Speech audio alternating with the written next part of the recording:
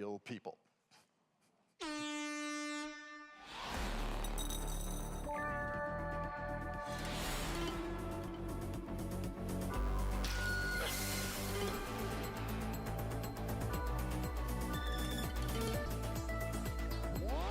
Hello, participants. Attention, please. We're moving on to the next topic, and here's what we have prepared for you. AI.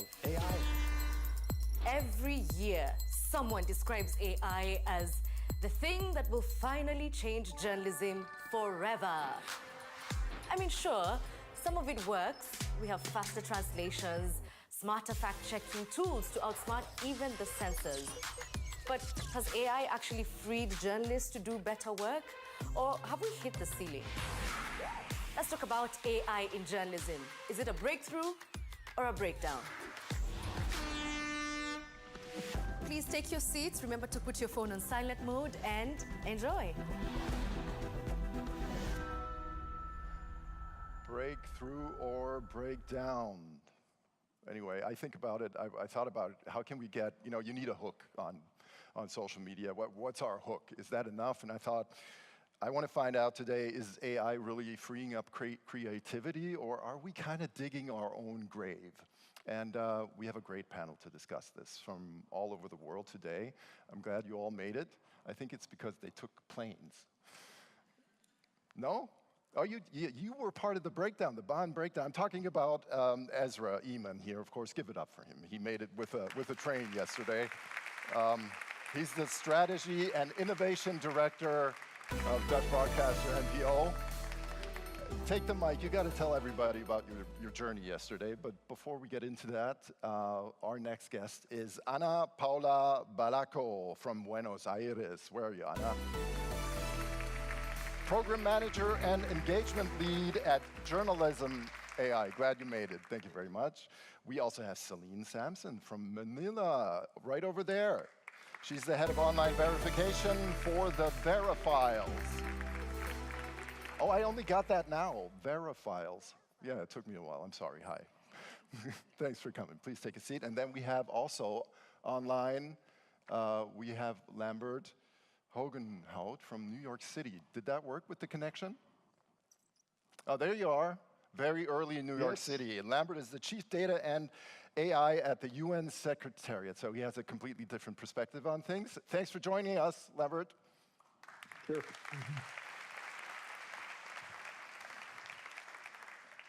Ezra, really 30 seconds. What happened?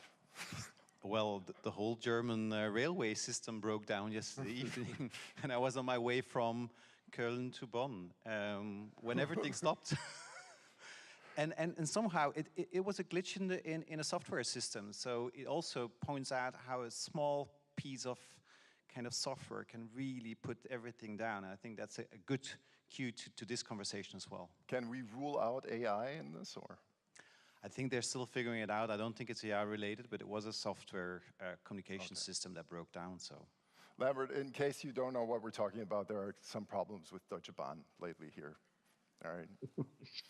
Anyway, let's start with you, Ana. First thing, we talked about it beforehand.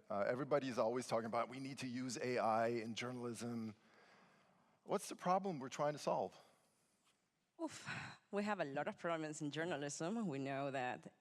But the good thing about AI, I mean, for example, at JournalismAI, we have been working with newsrooms and journalists for over 7 years, back when Gen AI was not even part of the plan.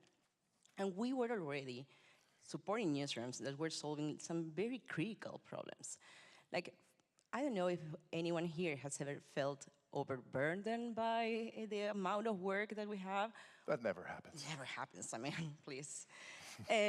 But yeah, I mean, AI has been working a lot with supporting journalists to do more, to analyze, for example, this immense amount of data that journalists now need to analyze, and sometimes, of course, it's impossible to do a human scale.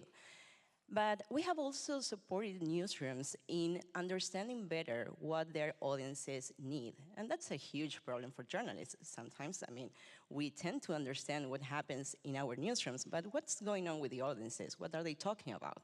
And this is something that AI has been helping a lot.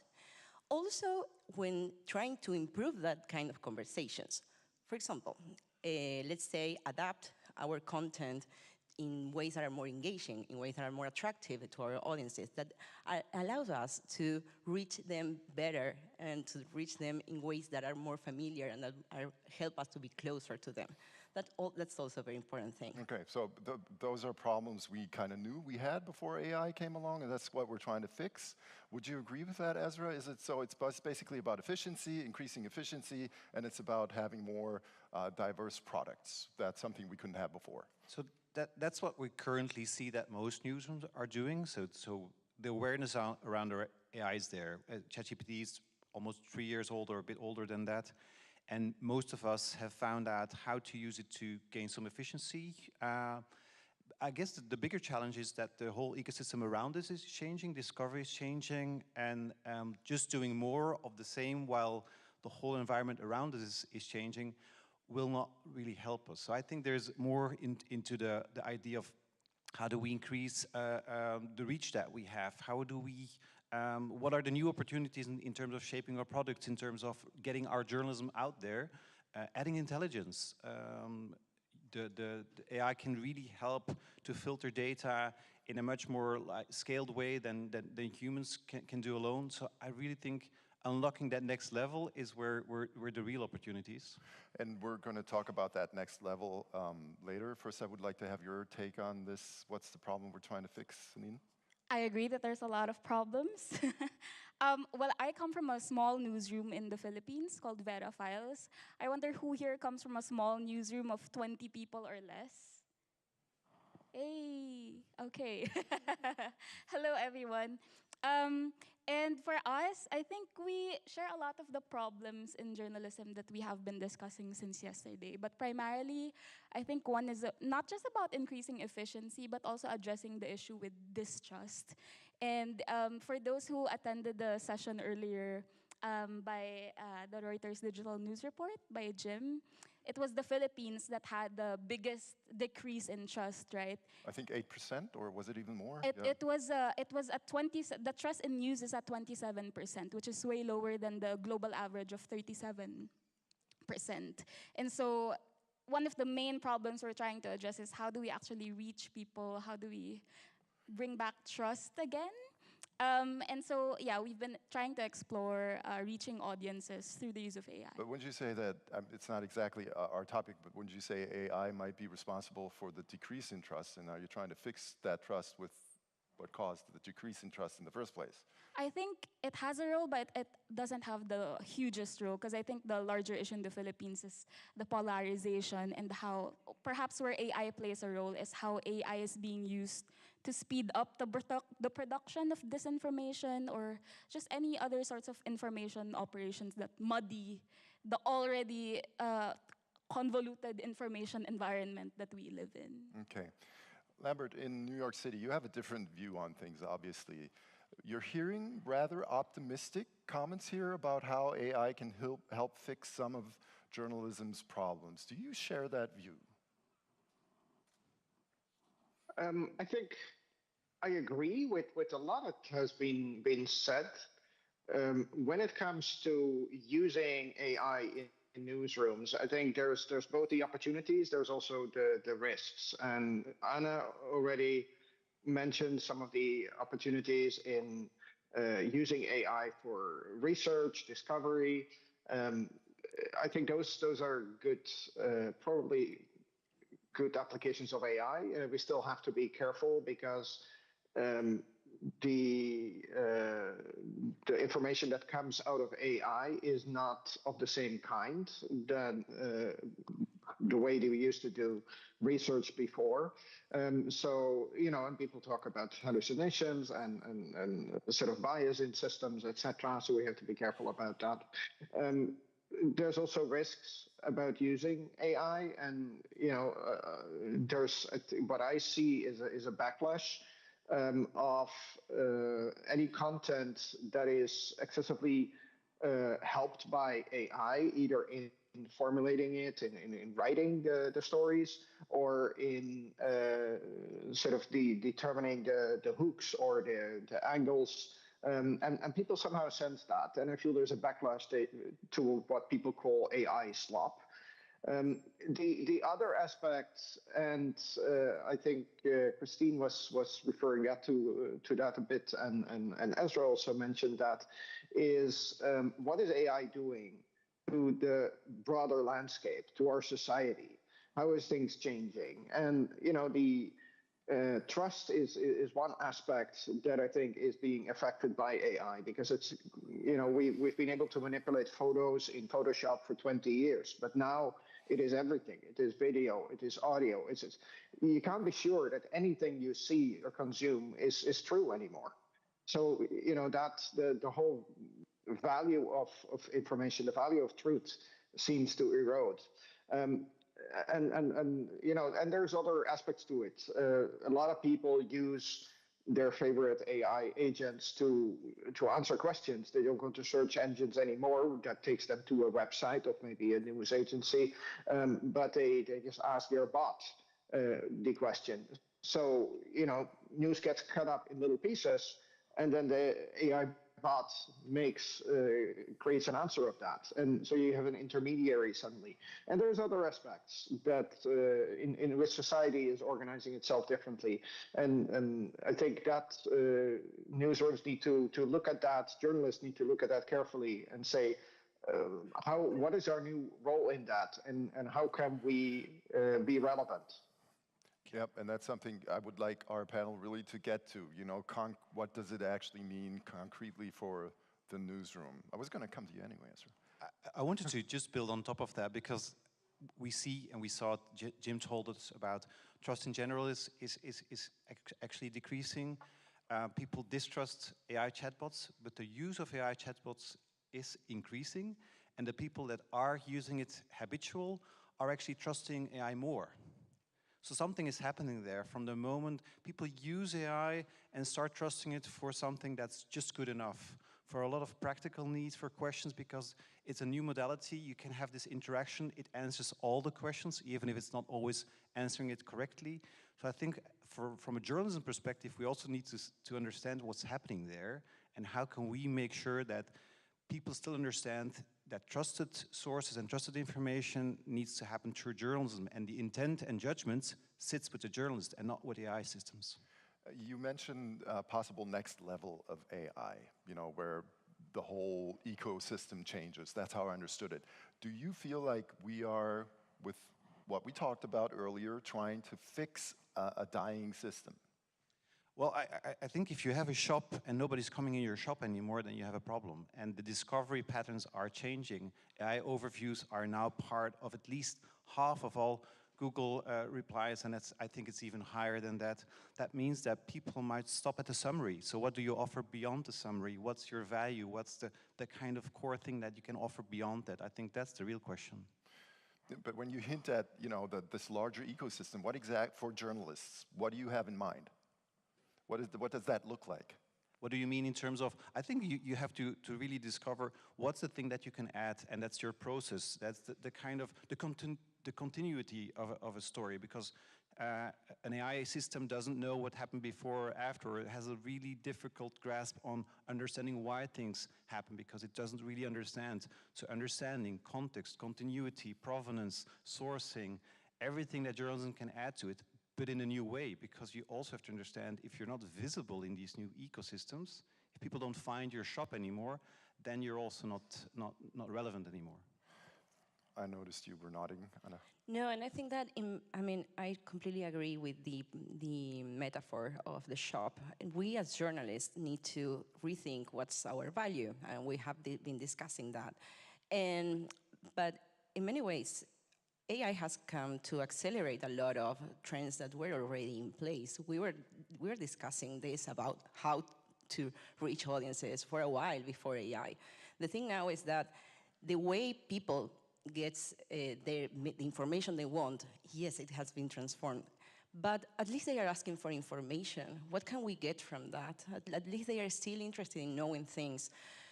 How can we improve the conversations or the way that we present the information? How can we leverage what Ezra mentions about the context, about the curation, about how we understand stories? Well, how? Well, this is a conversation. This is why we're here as well.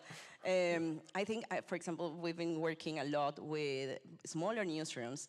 This is something that offers a lot of opportunities for smaller newsrooms because AI is not asking the person in the store, or just like 2 blocks away from you, what's going on. AI is not doing that. You are. Or you are the ones challenging the dictatorships. You are the ones challenging the regimes. So that's the value of journalism, and that is still the value. So more pushback and more going out and getting the data that AI doesn't have yet.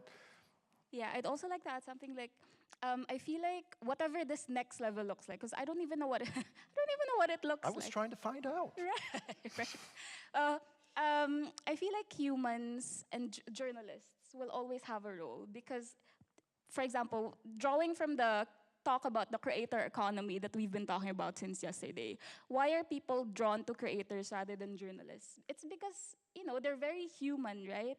You see that they're imperfect, they talk like you, they act like you, and that's what really for example, that's what draws young people to fellow young people on the internet, speaking on issues that, maybe journalists might have a lot more to say, or have done the verification, but they would rather choose to listen to fellow young people speaking on Reels or on TikTok because they act like them, they look like them. And so I feel like when it comes to AI as well, and its applications in journalism, there's always going to be a need for that human touch. But chances are you won't be able to tell the difference at some point.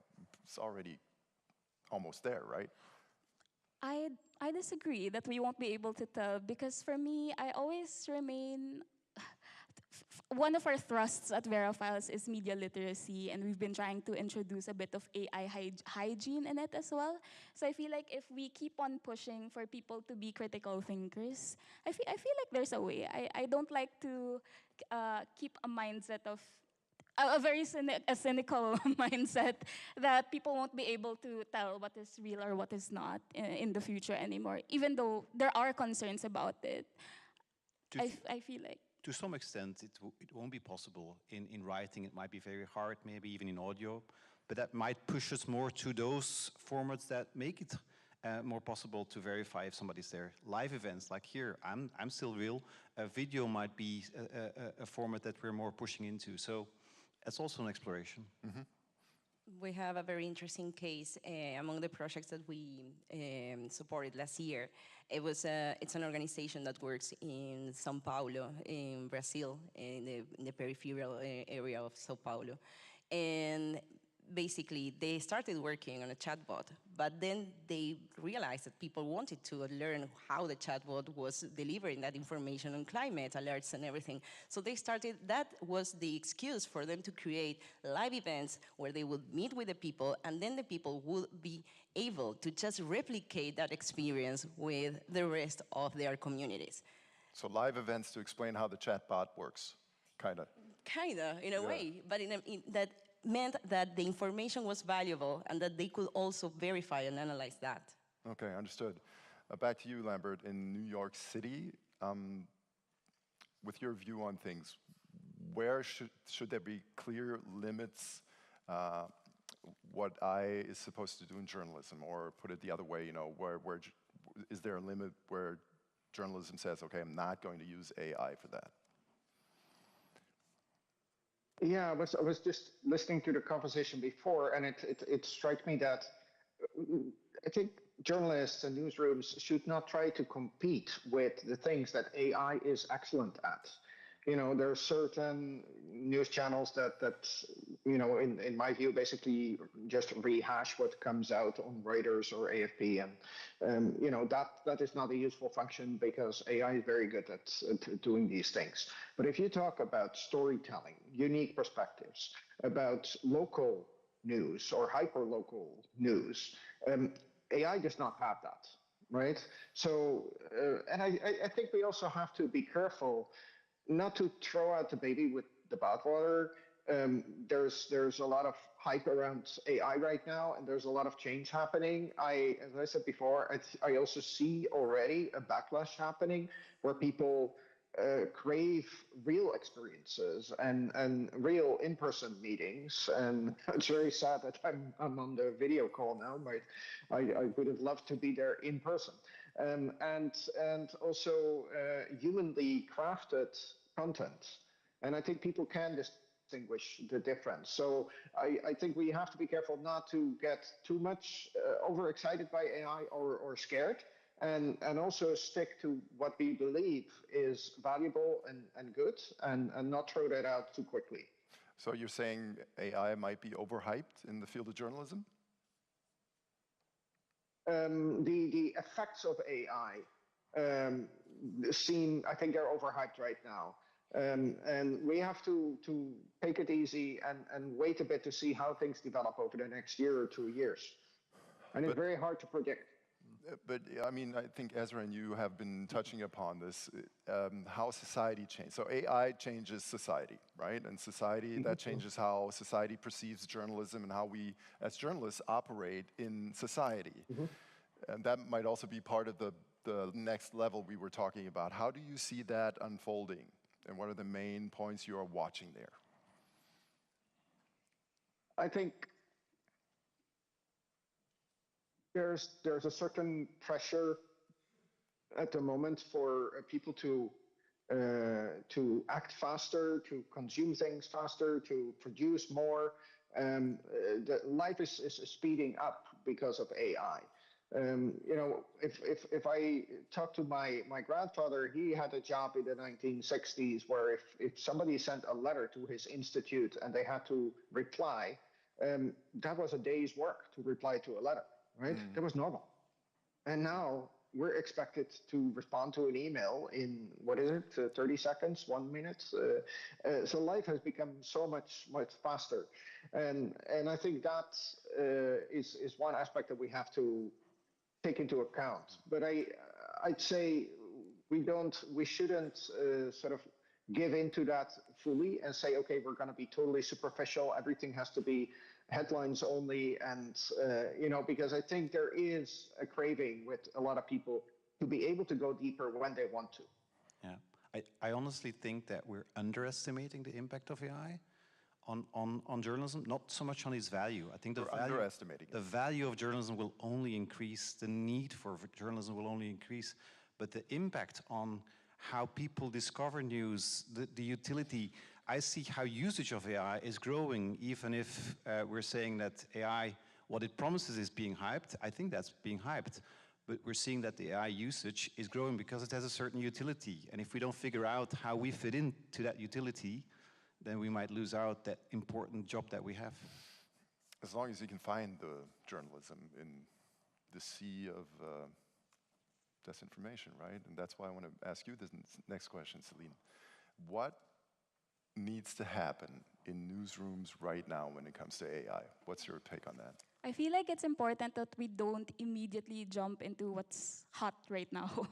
I remember in the Philippines, maybe around 4 years ago, one of the biggest news organizations started using AI sportscasters. And it was such a huge issue for the country. A lot of people were asking, why are you using AI sportscasters? Are you taking away jobs from journalists? And, you know, and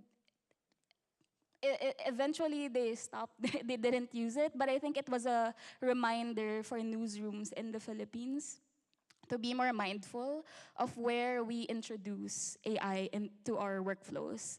I am a product of the Journalism AI Academy, which is, you know, an 8-week course at the London School of Economics. Paula, are you managing the program right now? Yes.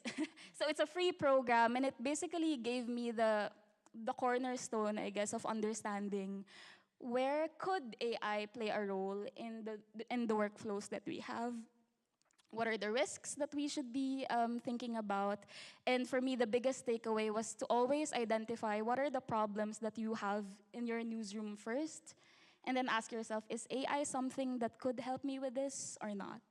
And when I did the program in 2022, the answer was usually, not really, perhaps not.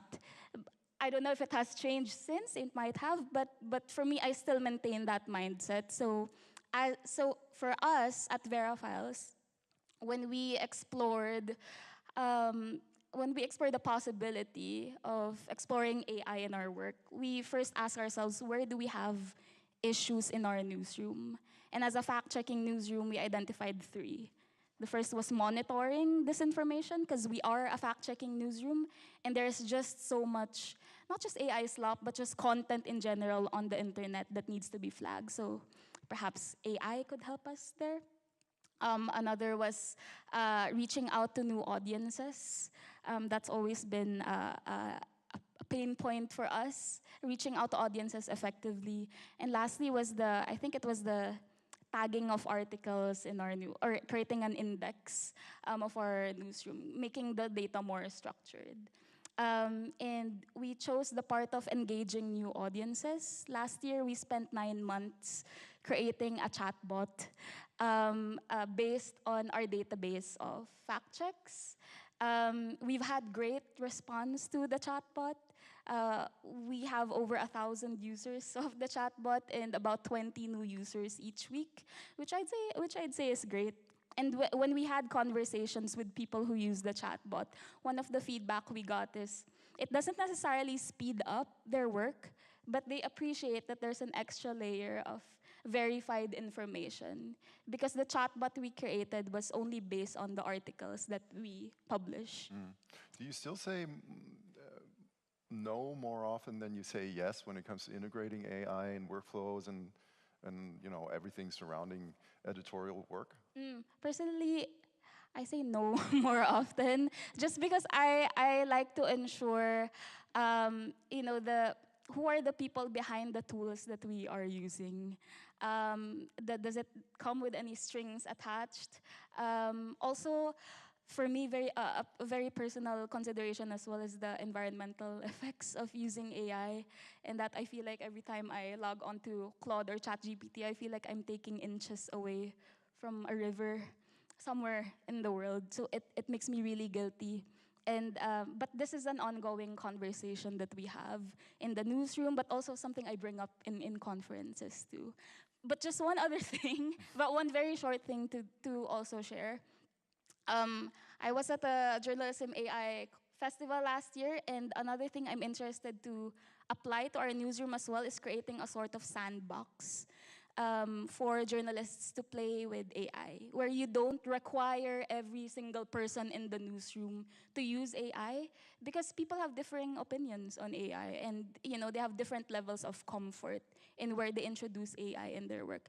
But if you have a team, perhaps a product team or an AI team, that has already vetted a few programs, and you allow your journalists to, okay, here's a safe space where you can explore. Here are a few AI programs that you can use. Then I think that's a healthier way to approach applications of AI. So we talked about sandbox, being a bit careful here and there. What's something we could do in our newsrooms right away?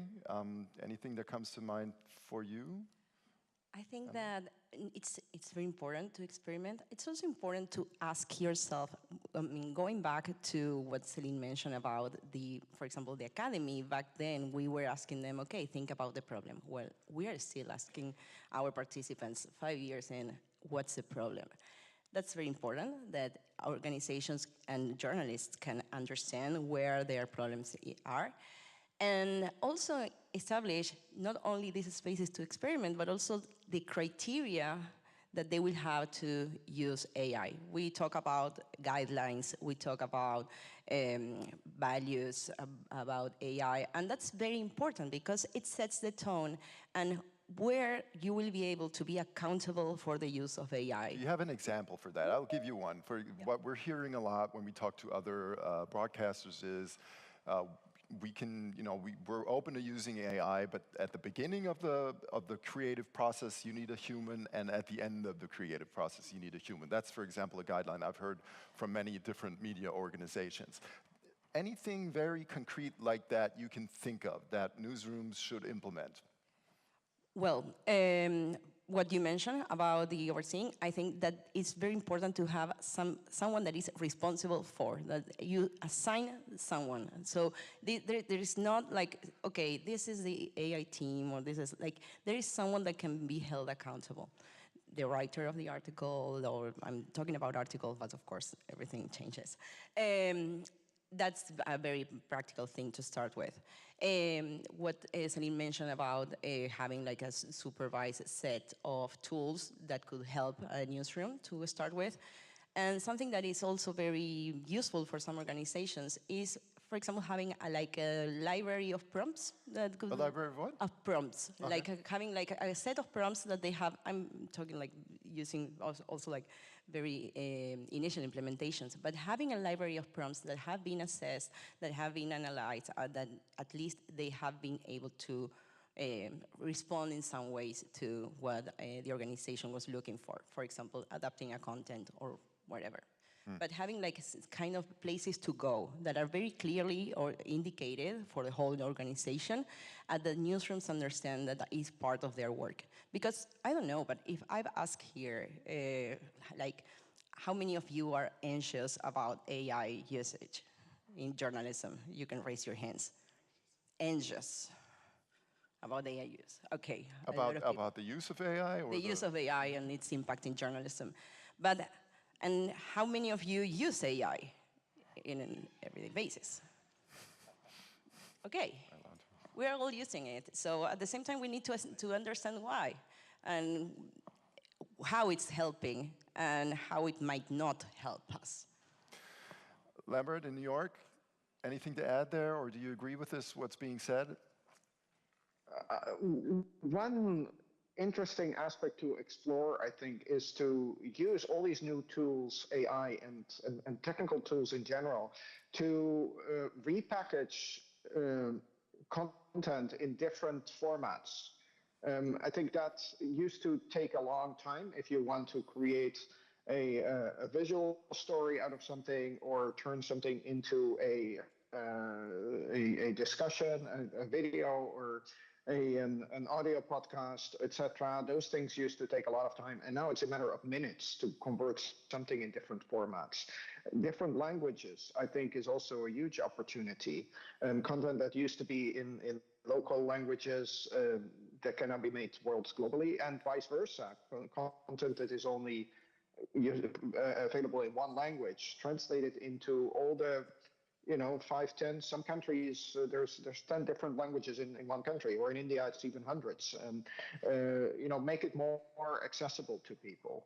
One of the projects that we worked on for 15 years already is to transcribe radio content in Africa. And we have a number of uses for that. One is to sort of early identify hate speech that is being transmitted through radio, which happened in the 90s in Rwanda, Burundi. But there's many possibilities of that.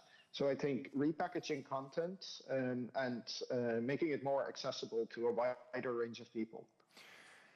We have about 3 minutes left. So if you have a ooh, the hands are going up. Okay, 2 or 3 questions we'll be able to take, and afterwards you'll be available, right? Okay, perfect.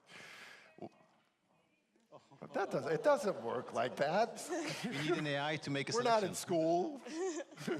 But I saw you, thank you. First question was right over here.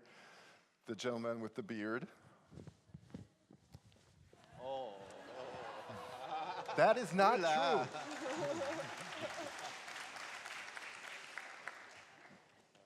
That is not true. You should have been at my first panel. All right. I can't win, I understand. First question here, second question in the back. We're losing time here. Thank you. Hi, my name is Sagar, and I'm a founder of a provenance tech company called Tiger.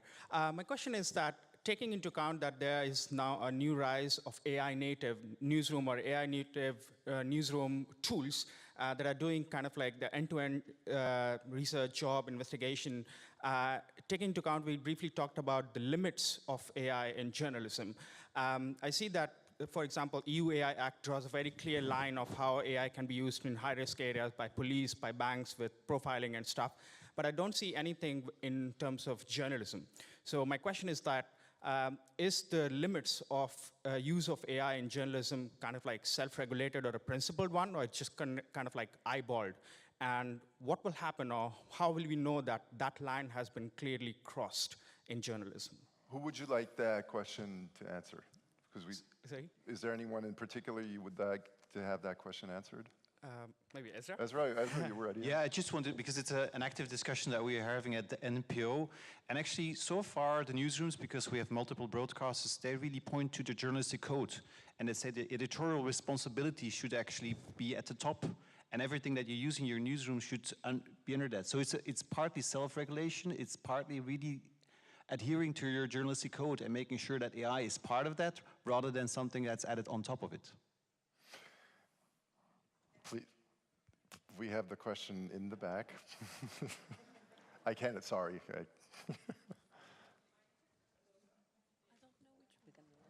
Over there in the back first, and then I think we can have a third question. I really apologize to the technical crew. This is out of my hands.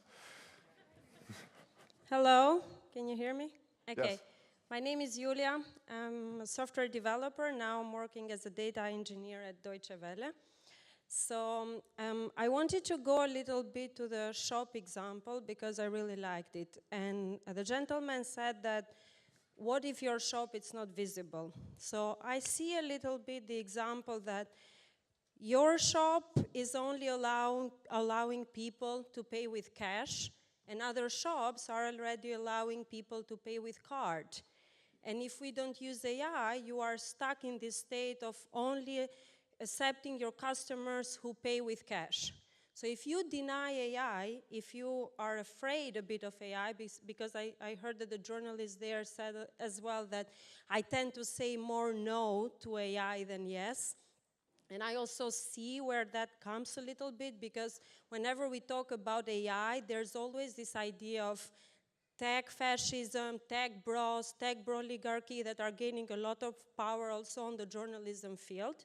But I see it a bit differently. I'm a tech optimist, and the average developer, the average person who loves AI, thinks that AI can actually amplify journalism. So if we make our shop to pay with card, but not only with card, but other means of maybe with tokens, with digital tokens, you can make your shop visible from the moon and from the space, not just visible on the in comparison to the other shops.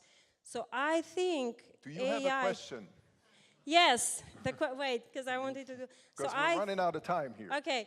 So I want to actually ask the journalist, why do you tend to say so much no, where you can make AI your friend and use it to amplify a lot of your work? Because I feel like journalists tend to be a bit on denial of how good AI has become.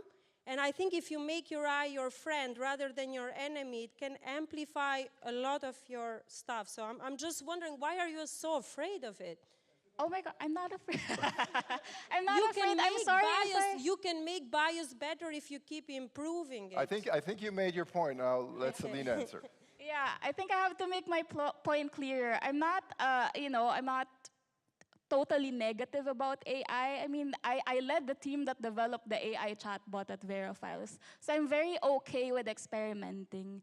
The no that I gave was about, just accepting whatever new AI tool there is and just adopting that willy-nilly without really considering where do we apply that in our newsroom? What problems can it actually help us solve? And I think that's the risk sometimes with newsrooms, that sometimes we get too excited, oh, we must have AI, without really thinking, is this actually applicable in our work? Like, do I actually need a translation tool, for example, or whatever? Yeah, so that's where I was coming from. But I don't say no to everything that, for example, that the reporters bring to me.